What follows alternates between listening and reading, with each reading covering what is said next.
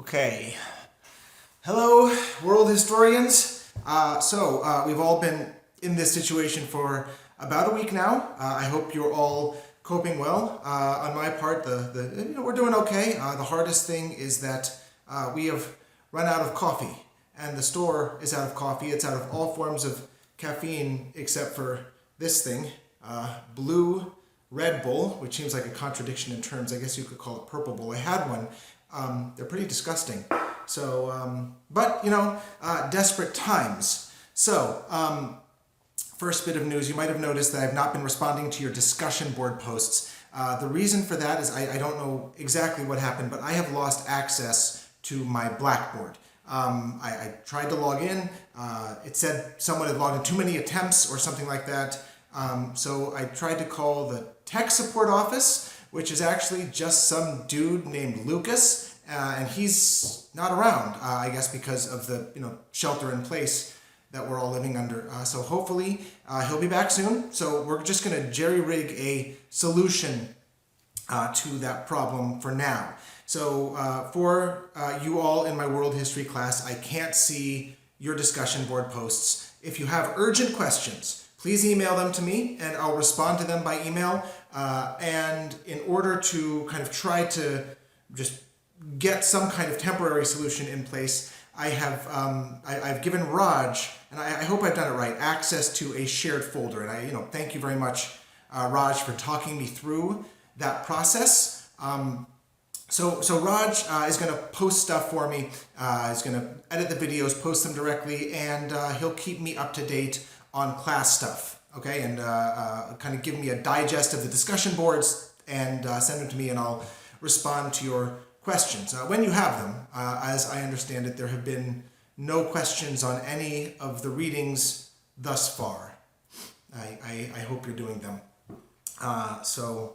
Okay, well, I don't need Blackboard access to go over your exams, and I've got them all right here.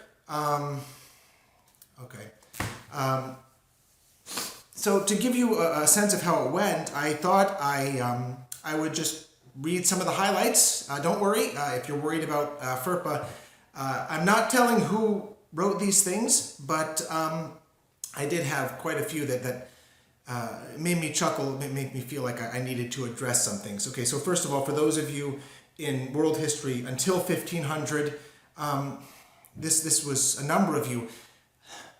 Alexander's last name was not the Great, so please stop referring to him as simply the Great. Okay, I don't know who that is, right? There are lots of the greats in history, and very few of them, Alexander included, actually deserve it. Okay, it's not like he's Pele or something.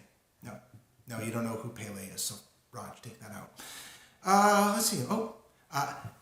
According to at least one of you, the Greeks invented civilization. That is not true. Civilization goes back a good deal before the Greeks, and the Persians were not, here's the quote, lucky to be able to steal it from them. Now, I want you to forget all of the Eurocentric nonsense you learned in your world history classes in high school, okay? The Europeans were latecomers to the game of civilization. Game of civilization.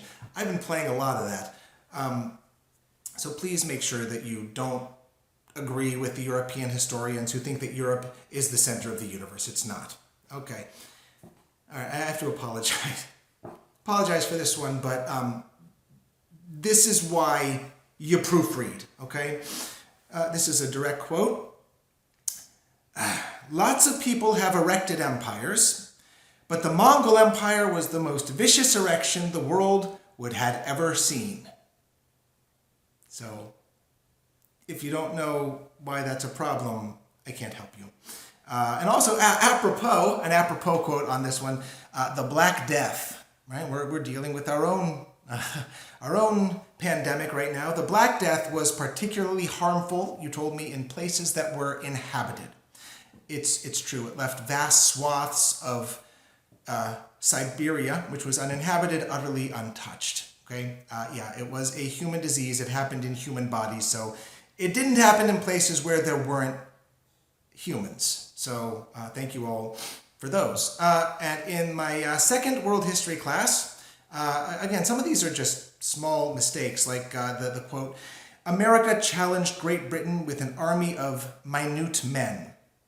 Now, that little space does a lot of work there. You got to put those two together to get the right word, which is Minutemen. I'm imagining an army of Lilliputians going up against the Redcoats. The Redcoats are coming! The Redcoats are coming! But they're like this tall. So yes, be careful with that. Here was a good quote. We talked a lot about revolutions already, so here's a good quote. The next stage of revolution is the rule of the moderates. This is correct. Next, the accession of extremists. Very good. You've been reading your Brinton. Finally, a revolution ends up with people in a thermos. So that last stage is called thermidor. Only the very worst revolutions end up with people in thermoses. Another quote. In the Industrial Revolution, horses and buggies and other transportation was replaced with trains. Letters were replaced with the telephone, and washing machines and dishwashers replaced women. If only. Yeah. I hope you're all with people you like. Another quote. Children were highly valued employees because of their willingness to work for extremely low pay and their flexibility and nimbleness that allowed them to fit snugly between the cogs of working machines. Yeah, that's why we don't have child labor anymore. But thank you for your essay on why children are, good pieces of the, capitalist machine right there, literally in this case. Another one, again, sometimes you just got to read what you've written out loud, even if it's out loud in your head. Just read what you've written before you turn it in. Although it resulted in a decline of hand jobs, the bringing in of the textile industry made for a faster and more efficient way of reproduction. Well, at least you're on theme. But just for the record, hand jobs are not an efficient means of reproduction. Go check with your biology professors for why. This one made me laugh. There were also wealthy people who managed production and businesses and lived luxurious lifestyles which did not compare well with the lives of the average American. These people were known as rabbit barons. And that's correct. Famous rabbit barons include Bugs W. Mellon, Bunnicula Carnegie, and Velveteen D. Rockefeller. So yes, look out for those rabbit barons. And finally, this one was my favorite. Cortez was a famous Spaniard con queso. I'm just going to leave that one out there for the Spanish 2 students among you. So figure out what that meant. So the overall average, look at my notes here. The overall average of the grade was a C-, which is my attempt to flatten the curve. You're welcome. And I think that we're going to need to go over what it means to have an argument and a thesis. Oh, hang on one second. Hello? Okay. Richard, can you hang on 1 second? Hold on. Okay. Turning off the video. Okay, no, I was recording a video. Hi, thank you for calling me back. How you doing?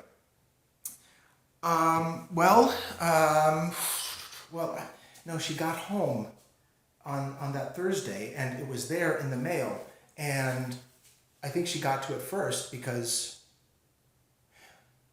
I haven't seen it, so it hasn't arrived yet, and it's been, you sent it when? Oh, we had this big fight. No, I'm pretty sure she got it, but I still need to see those photos. Well, can't you just email them to me? Mm-hmm. So, it's in your mother's apartment? Okay, you didn't have it backed up on the cloud. Can't you just tell me what's in them? All right, look.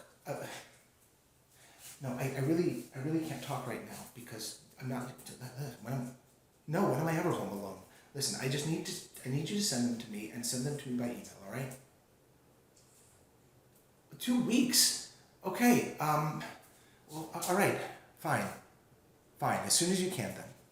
Okay, all right, well, feel better. I hope it's nothing serious. Yeah, all right, bye.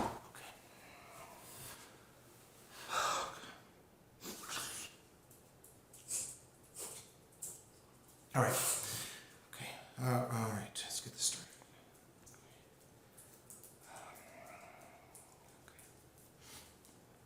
All right. Where was I?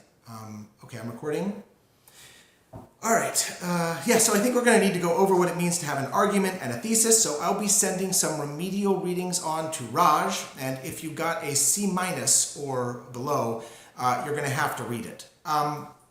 Finally, a little bit of housekeeping for our international students. I know that a lot of you are leaving or have left, and if you're on your way back and can still make it back, I wish you a safe travels back to your home country. I don't know, to answer some of your emails, I don't know what will happen if in-person instruction resumes. That's really up to Dr. Moody and the higher admins, and I am sure that they will make a wise decision. So we will see. I'm going to post your grade. Well, no, I can't post your grades because I'm out of Blackboard, so I won't post your grades, but I will email you individually, all 75 of you. I will email you individually your grades, and we will check in again sometime in the middle of the week. So that's all for now, and stay safe, everyone.